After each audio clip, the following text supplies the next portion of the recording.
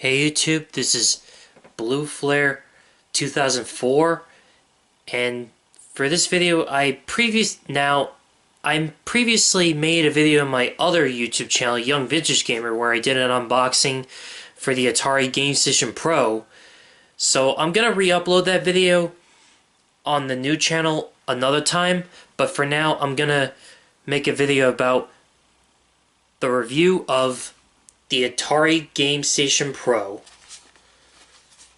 So this console is made by My Arcade in collaboration with Atari to not only play Atari 2600 games, which you're thinking, is this another Atari Flashback wannabe?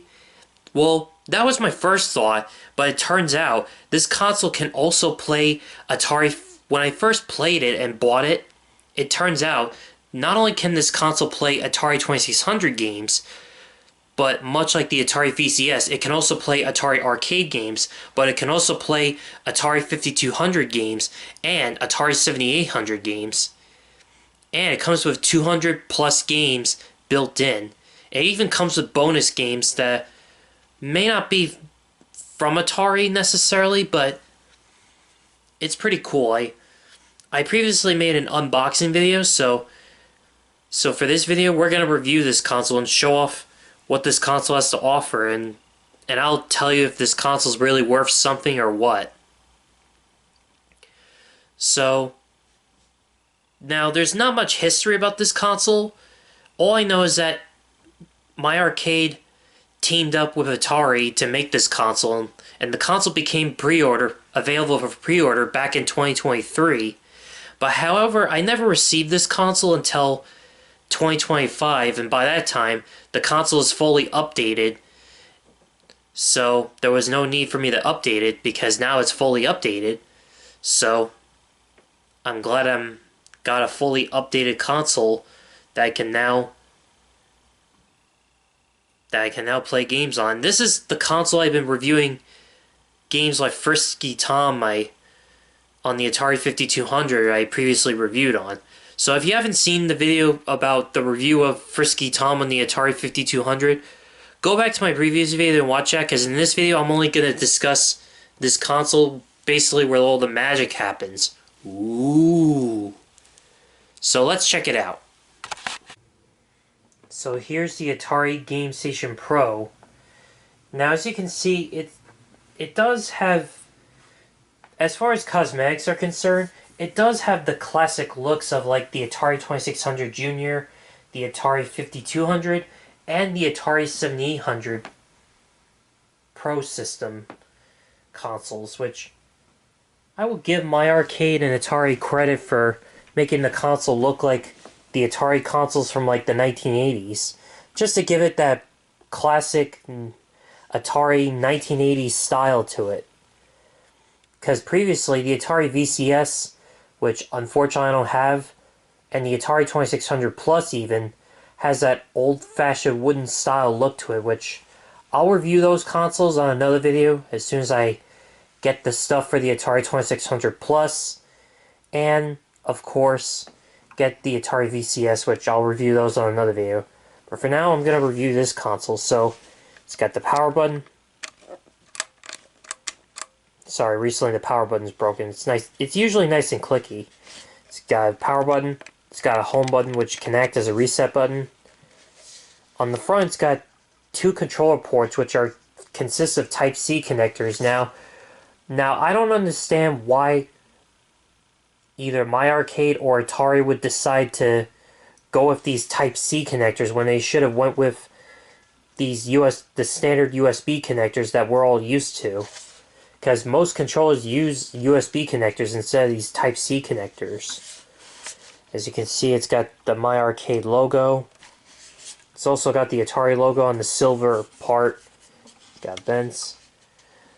There's nothing on the sides right here, but on the other side it's got an SD card slot for saving data. It's got a micro SD card slot for saving data. But you can also download games for the Atari Game Station Pro. Not just Atari games, but also NES, Famicom, Sega Genesis, Mega Drive, TurboGrafx 16, PC Engine. Um, what else? Super Nintendo, Super Famicom, Game Boy, Game Boy Color, and Game Boy Advance games as well, which is pretty cool. You could also play Sega Master System games and also Sega Game Gear games on this console as well via the emulators. And this micro SD card plugs in like so. But you can also save data internally within the console's internal storage. On the back, it's got a Type-C connector, which is used for power, and an HDMI port, which is pretty standard in with most of today's consoles nowadays. Now, previously, the Atari Flashback consoles used those audio and video AV cables, but instead it uses. But nowadays, they do away with that and they use HDMI now. It's got two rubber feet underneath.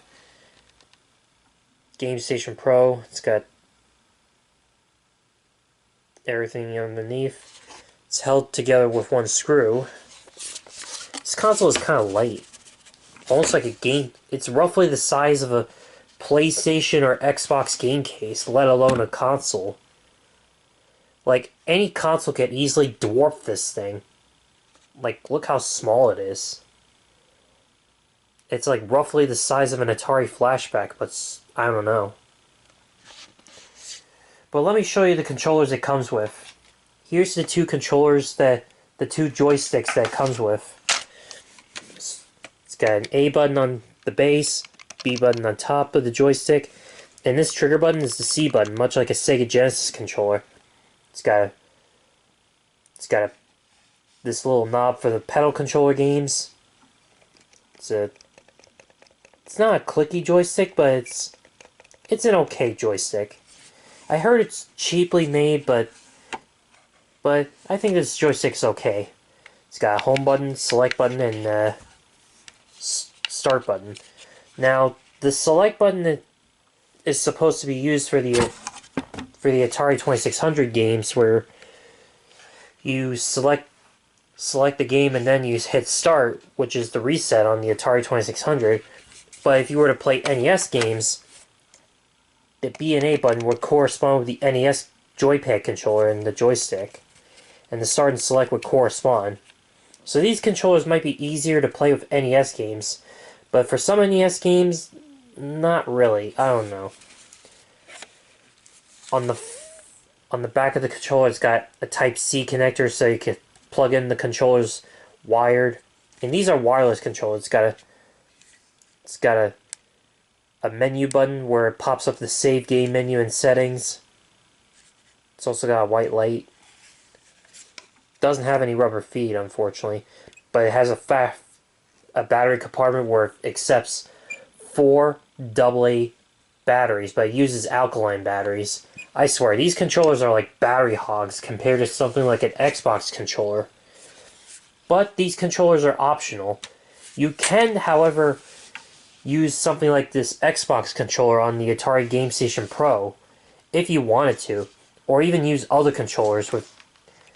But you're going to need special adapters to convert these into USB ports, so you can use other controllers like these USB versions of the Super Nintendo or Sega Genesis controllers, so you can really take advantage of the Atari Game Station Pro's game library for not just Atari games or arcade games, but for whatever games this thing can play. Oh, and by the way, ColecoVision games and Sega CD games will not. This thing does not play well with Sega CD games. And also, ColecoVision, there are no ColecoVision emulators for this console. I have already checked.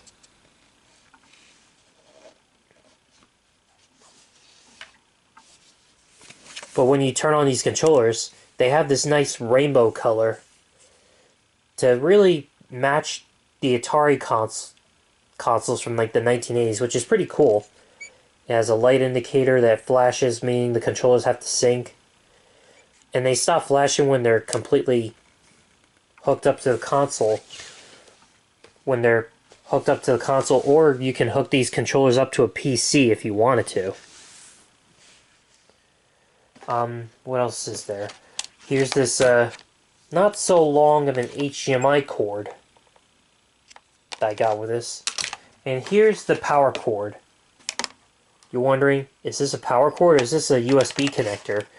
Well, my complaint about consoles like this today is that they never include a wall outlet adapter. It's like, this really annoys me. It's like, do I really need to spend more money just to buy a wall outlet adapter? It's like, this is ridiculous. It's got the little pin connector right here, which plugs in like so. Oh, I forgot to mention, on the back it's got a reset, a console's reset hole, but you might need something like a paperclip stick to press that button so you can refresh the entire console altogether to back to its factory default. I also got the user guide right here. It's also got a QR code. Gives you the simple instructions on the controllers and stuff.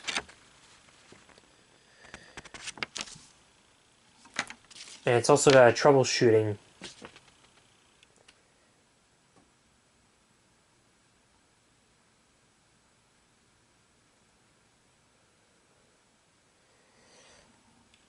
And it also shows you a website that you can go on Atari Age.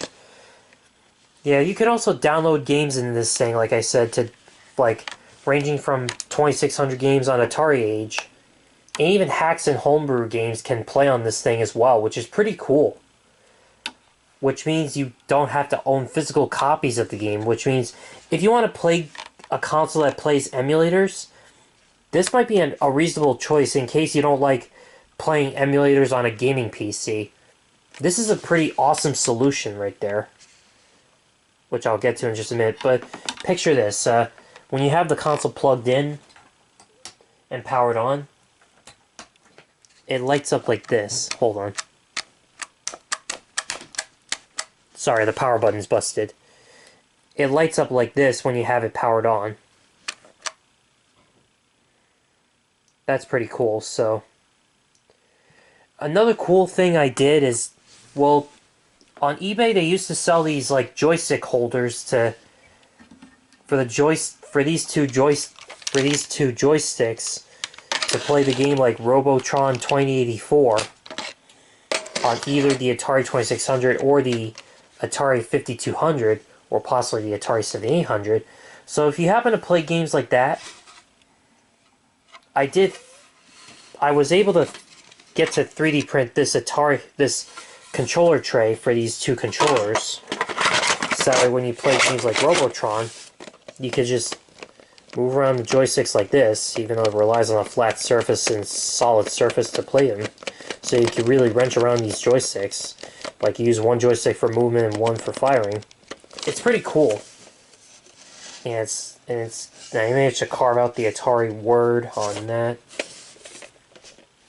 So it's pretty cool. So that's the Atari Game Station Pro. Now, I may show you footage of how to download games, but I'm not going to... Honestly, I was going to do that, but I'm not going to go for all that trouble. It's only a matter of, Googling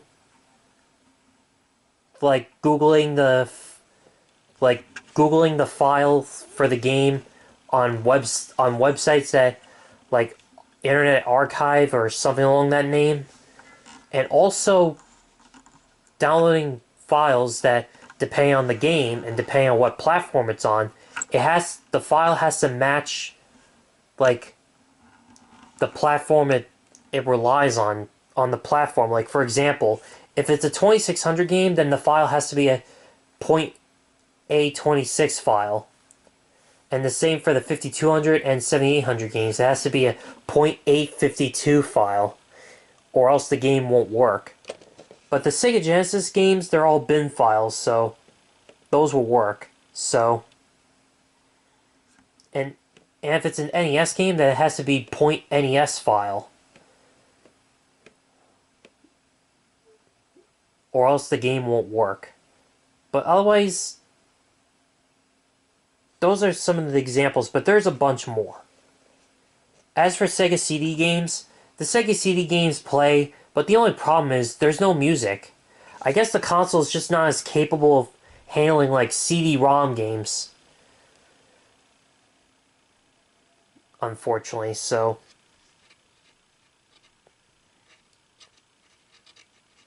basically, it'll be up to you to Google search like how to like to find the files and basically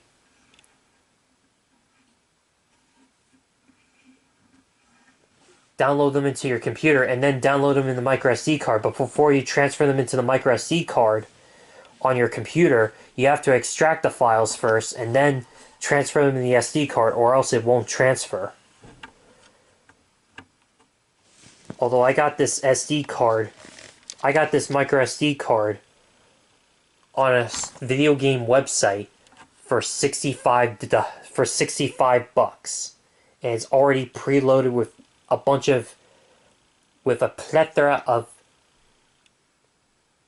of Atari, well, not just Atari, but a bunch of video game ROM or emulators built into this thing, downloaded and working on this thing, as well as arcade games. I am dead serious. So, that's the Atari Game Station Pro.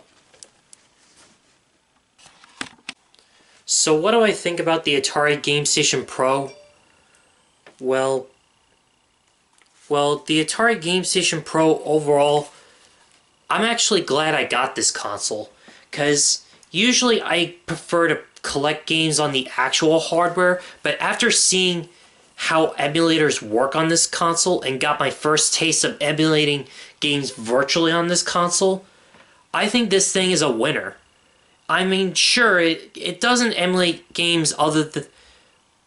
It's not perfect or good at emulating Sega CD games, and it doesn't have any ColecoVision emulators. But hopefully fingers crossed, in addition to the Intellivision Sprint that Atari introduced previously, that I previously made an unboxing video, Atari, I just hope, would make a remake of the ColecoVision console somehow, so I can, well, emulate ColecoVision games on the new version of the ColecoVision and be able to play homebrew games on that as well. That would definitely take the cake, and that would be awesome. I just hope Atari does that. So, but for now, I just want to share my thoughts that I wasn't interested in the Atari Game Station Pro at first, but after I finally received it from my grandparents for my birthday, and after seeing what kind of games this thing has to offer, and learning what this console's capable of, and learning that this mysterious slot, the micro SD card slot, can do more than just save games on a micro SD card, that it can play emulators, not just Atari emulators, but also Nintendo emulators and Sega emulators. And not just commercial games, but also hacks and homebrews as well. And it can also play arcade games like Dig Dug and stuff, and even Berserk. It's pretty cool. And I'm certainly glad and now that I finally found this console's true potential, I feel different now. And I'm certainly glad I got this console in my collection, because now, like I said in my previous video, this is my New Year's resolution from now on. However, there will be some exceptions. If there's a game that relies on the actual hardware, like certain accessories that it relies on, like the NES Zapper for games like Duck Hunt, it's probably gonna it's probably going to need the original NES or any of the NES models that basically basically if it's a light gun shoot 'em up game, this console will certainly not play those, like Duck Hunt or that Gotcha game, which Gotcha the sport game, which is based on those paintball guns that LJN made. Basically, if it's those kind of games or games that absolutely need the hardware, like the Power Glove, yeah, I'm pretty sure this thing will not play that. Sorry. But if it's a game that can be played, that is probably better off being played on this thing, games such as Super Mario Bros. 3 or Castlevania, those kind of games, or Super Mario World, or Sonic the Hedgehog, then yeah, I'm sure this console will be definitely worth playing on this. But for Atari 2600 games, I'm definitely playing all those on this. But if it's a game that absolutely needs the hardware, like the light gun game shooting gallery on the Atari 2600, or those Atari 7800 light gun shooter games, then I'll probably play those on the Atari 7800 console itself. Not the 7800 Plus, but the original 7800. So this thing does have pros and cons. The pros is that I could play every games ranging from the late 70s and early 80s, as well as the late 80s and mid 80s, as well as the early 90s. The cons is that it cannot play games that involve using certain peripherals that relies on an old school tube TV, such as the NES Zapper or the Super Nintendo Super Scope, or any peripherals related to light guns, or even Rob the Robot. But this thing will definitely play the ROM hack version of Gyromite that pretty much done away with the Rob the Robot where it doesn't need it. Yeah. So I'm going to give a big shout out and thank you to my grandparents for getting me this console for my birthday. Nanny and Grandpa, if you're watching this, thank you so much for getting me this console. This thing has definitely changed the, well, not completely, but has definitely changed the way of how I play the games, like such as Super Mario Bros. 3 or games such as Super Mario World or Castlevania. But for games like Legend of Zelda on NES or Famicom, I'll probably play the Famicom disc version of Legend of Zelda on my actual Turbo Twin Famicom, which unfortunately I don't have that with me right now, but hopefully once I move into a new place I'll be able to have it with me so I can play the Famicom disc version of the game and be able to show off what it's like and be able to use the player tube microphone. Yeah, which even though this console could play this game, I might be better off playing on the actual hardware because one, the NES doesn't have the player tube microphone, and two, this console doesn't have it either, and three, the Famicom disc version can save data without a battery backup save feature. And the whole reason for that is because, well, the problem with battery backup cartridge save features on cartridges is that they're vulnerable to dying, is that once the battery dies, the game stops saving data, though the game will still save data like it usually does, but when you turn the power off and turn it back on, the game will react as if you never played the game and you never saved your progress.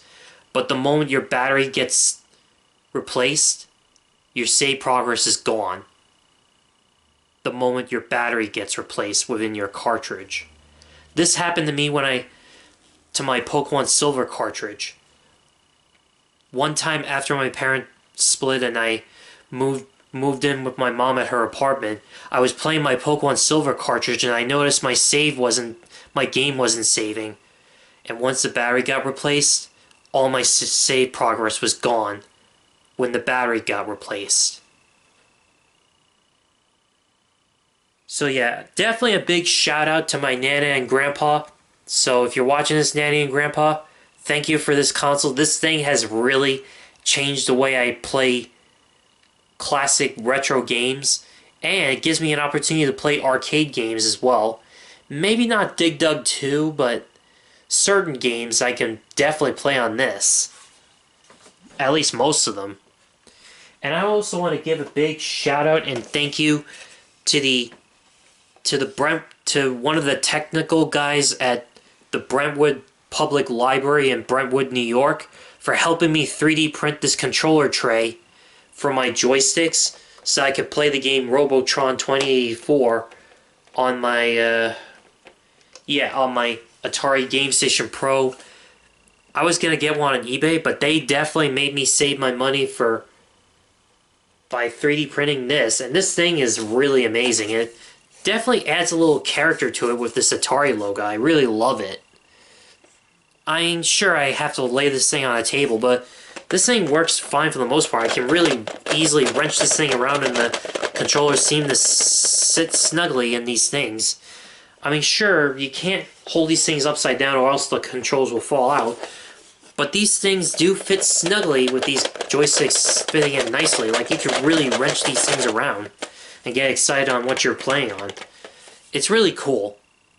I'm certainly glad I got this console in my possession, so yeah, big shout out to both my grandparents and the Brentwood Pub and one of the guys at Brentwood Public Library at New York. The most positive thing that has ever happened to me since the time I first got a chance, my first taste of video game emulation. So that's basically the Atari Game Station Pro. So anyway, subscribe for more videos like this, and be sure to smash that like button if you like what you see here, and feel free to comment down below what games do you prefer to play on the Atari Game Station Pro. And furthermore,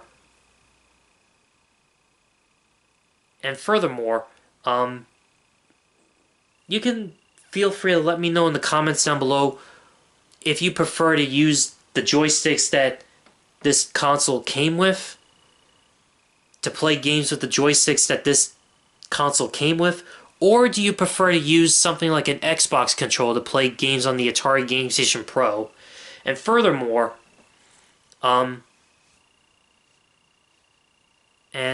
I think that's basically it. And also, don't forget to hit the notification bell, and be sure to share this. And I also appreciate if you check out my other videos and I also appreciate if you check out my other videos for what I previously uploaded and stuff. And share this channel and my videos with everyone you know. This is Blue Flare 2004, signing off.